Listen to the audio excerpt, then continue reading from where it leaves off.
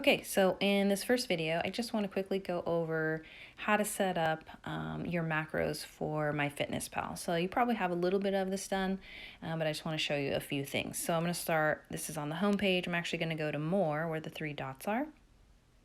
And I want to start with Goals.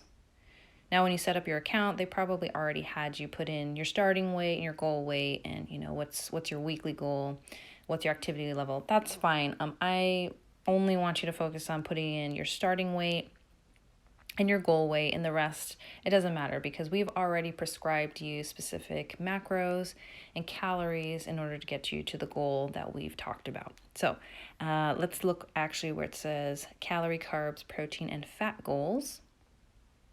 Now, since this is the free version, we can't actually just punch in the actual macros we want. We have to do them in ratios. So the workaround here to make this work is we're going to start with calories. So since you already know your calories, 2,400, we'll type that in.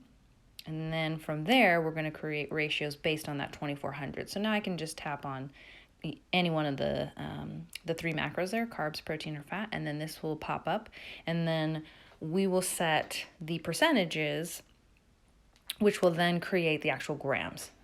So you'll notice I have 10% carbs, 40% protein, and 50% fat. And then underneath it tells me how many grams of each of those I would need in order to hit my 2,400 calories. So perfect. And that's exactly the prescription that we have here. So I'm going to hit the check mark. That's all good. I'm going to go back and go back again. The last thing I want to do here, just to make sure this works properly, is I'm still in the More tab down there. I'm going to swipe to where it says Steps. And on this page, we just want to make sure that we have Don't Track Steps clicked. And that's just because when we include the steps, it's going to take it in as exercise and then give you back calories to eat. And you'll see that on the first page. So we want to, take that off because we've already created your macros based on your activity level and your goals. So we don't want this kind of messing up things. So don't track steps, make sure that is clicked. I'm going to go back to home.